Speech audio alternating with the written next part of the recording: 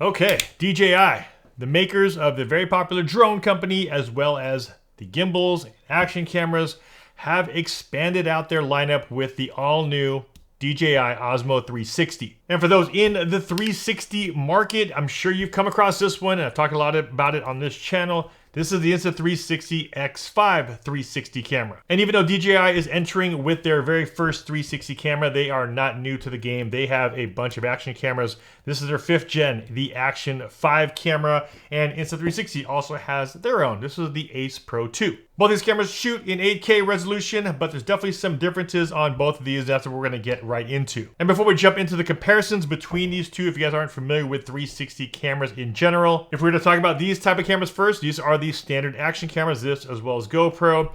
These have a single lens, which you're able to capture your footage through. The difference here with 360 cameras is that you are now shooting with 2 lenses.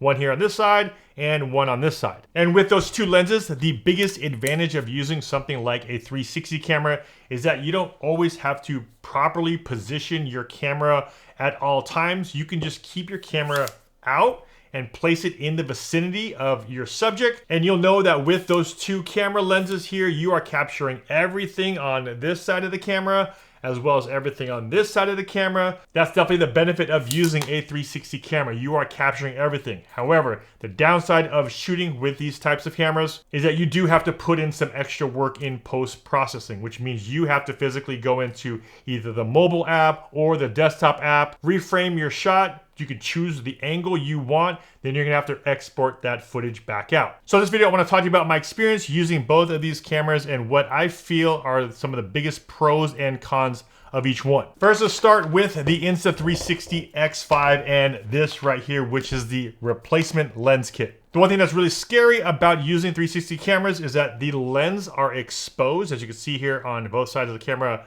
you have glass sticking out all the way, where when you compare that to an action camera, the lens is actually protected by another piece of glass on top, which means if you were to bash one of these up and the cover were to break, you can easily replace that and you don't have to worry about damaging the lens underneath because we have that glass cover. Here with 360 cameras, we don't have that luxury because these are really wide, kind of fisheye lenses. Once you scratch them up, they were pretty much done with as far as a camera goes. The one thing that's new about this camera is that if you were to accidentally damage or scratch up your lens, they came out with a do-it-yourself replacement lens kit. For about 30 bucks, you can now replace one of a cracked or scratched up lens here while you're out in the field. And the process is super simple. They give you all the tools. You can actually replace it in less than a minute. Now here with the Osmo 360, we don't have that lens replacement option like we do here on the X5. However, DJI did come up with another solution for it, except it just takes a little bit more time. If you have a scratch or you break one of your lenses, you can actually send it back to DJI and they'll go ahead and replace one of your lenses for, I believe it's about $25,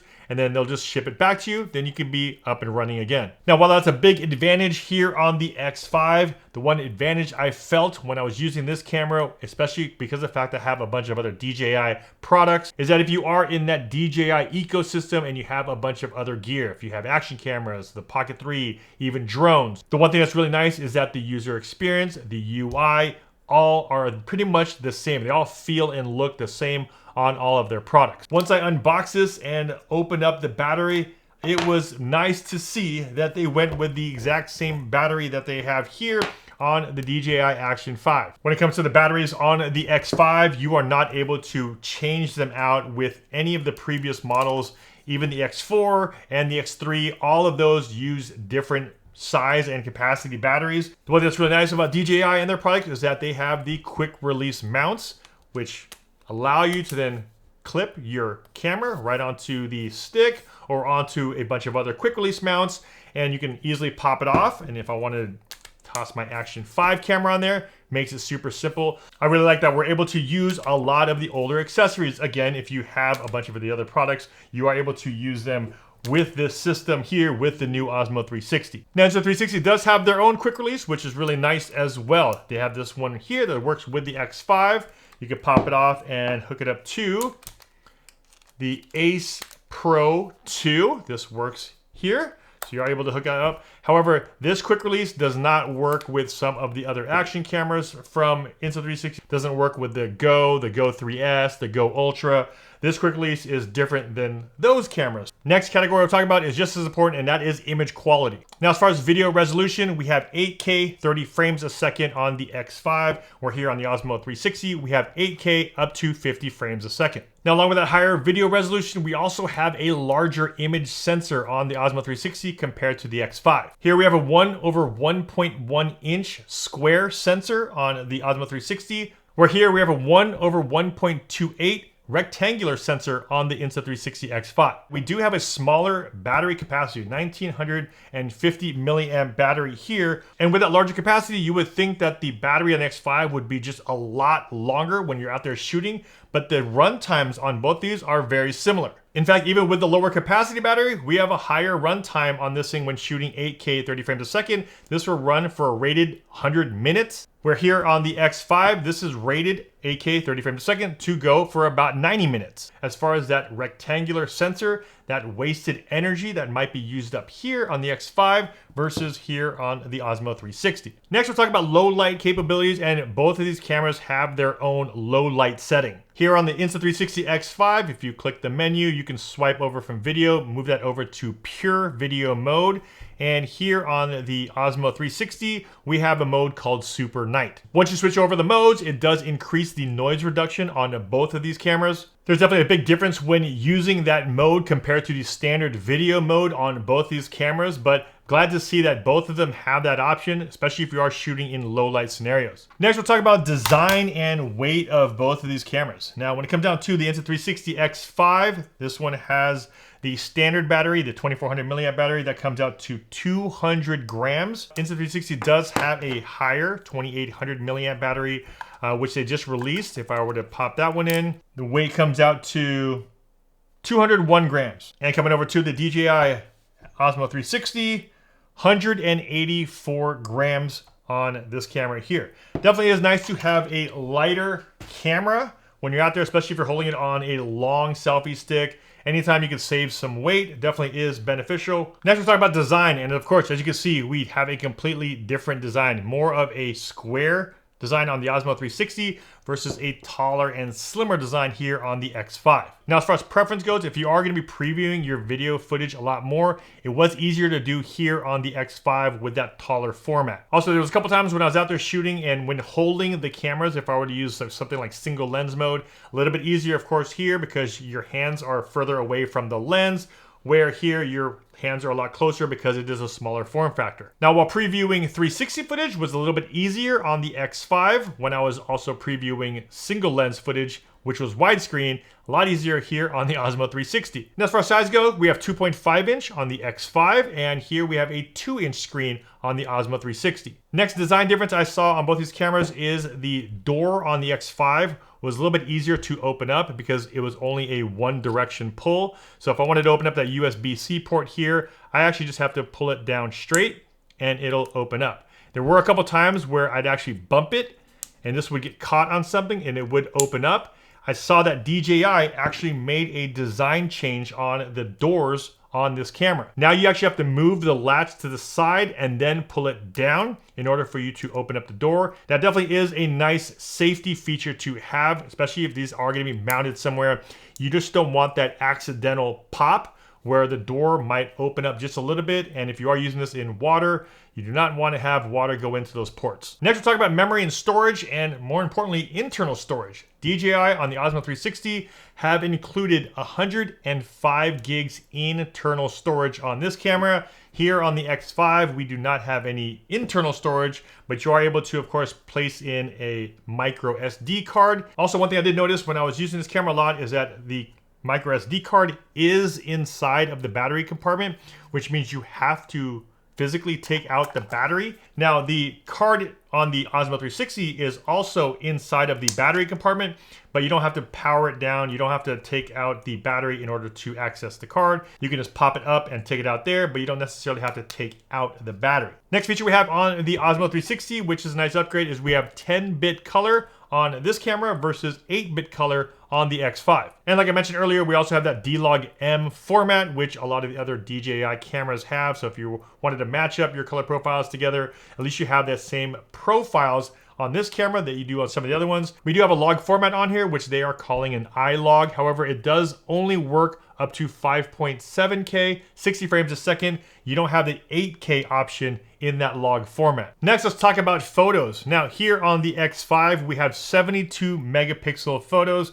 Where here on the Osmo 360, we do have 120 megapixels. Now, even though we have a higher megapixel count, 120 versus 72, I noticed that there is no RAW option on the Osmo 360 when it comes down to photos. Where here on the X5, we do have a couple more options. Once you swipe up from the bottom, you now have the option to turn HDR photo off or on, as well as auto exposure bracketing. And you have the ability to turn pure shot on, as well as pure shot plus RAW. Now, once you're done shooting some videos as well as some photos and you want to be able to edit them, the one thing I did notice with Insta360 is that their mobile and their desktop app are a little bit more refined than DJI's. Now, when using a mobile app to edit as well as the desktop studio app, they both look and work very similar. And for me, I normally just do the basic stuff. And the great thing is that both of them are able to do keyframing as well as AI tracking. You're able to change the field of view as well as do some basic color grading in both the apps. And for me, I normally don't do too many extra stuff with it. I really do the basics, and I think DJI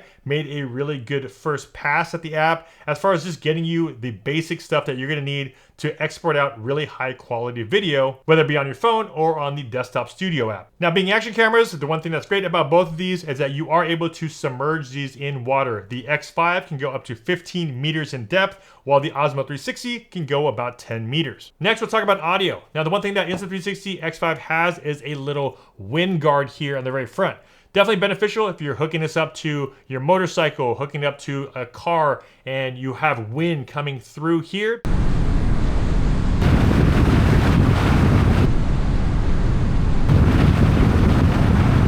All right, doing a little audio test. Now, this is the audio coming directly from the mics that are on the cameras. So right now you are listening to the mic coming from the DJI Osmo 360. Little wind coming through right now, but how does the audio sound? This is the audio you're hearing from the Osmo 360. Now let's switch it over to the Insta360 X5. Testing 1, 2, 3, 4, 5. This is the audio you are hearing from the Insta360 X5. I am about, I'd say 2 to 3 feet away from the camera. Now, when it comes down to wireless audio, DJI does have the advantage here. You're able to hook up via Osmo Audio 2 wireless microphones, whether it be the Mic Mini or the DJI Mic 2. You can hook up 2 wireless transmitters to the Osmo 360. Wireless mic, this is the DJI Mic 2.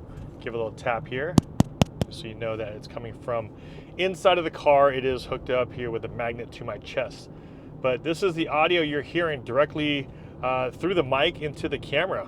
Nice wireless transmission. I do like the fact that we are able to hook up both the DJI Mic 2 as well as the DJI Mic Mini to the Osmo 360. Where here on the X5, you also do have a wireless option. If you get the Insta360, this is the Mic Air. You can hook up this microphone directly to the X5 and get really crispy wireless audio. Okay, switching up the cameras now. Now we have the Insta360. This is the X5 camera. And I also have the wireless mic. This is the Mic Air right here on my chest. The camera is outside mounted to my hood. Now, when shooting these, both of the cameras are shot at their widest setting as far as field of view goes. And I'm using single lens. That way I'm able to just get the highest quality 4K quality camera coming out of each of the cameras.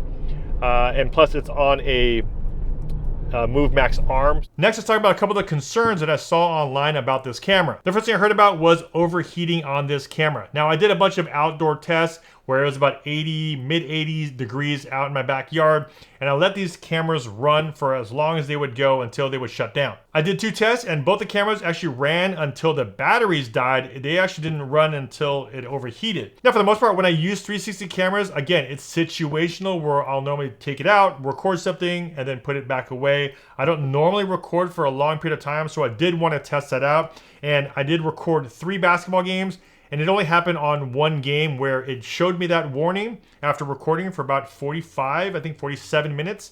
It showed me a warning there about overheat, but it still recorded. Next thing I saw online was fogging of the lens. Now I went back and looked through all my footage and I didn't see any fog as far as like any like blurry spots in the middle. I tried replicating it a few times just here at my pool across the street by letting the camera run for a while, trying to get it hot, and then putting it into the pool, pulling it back out and seeing if there's any fog on there. I didn't run into that issue. It could be places that have just maybe higher humidity.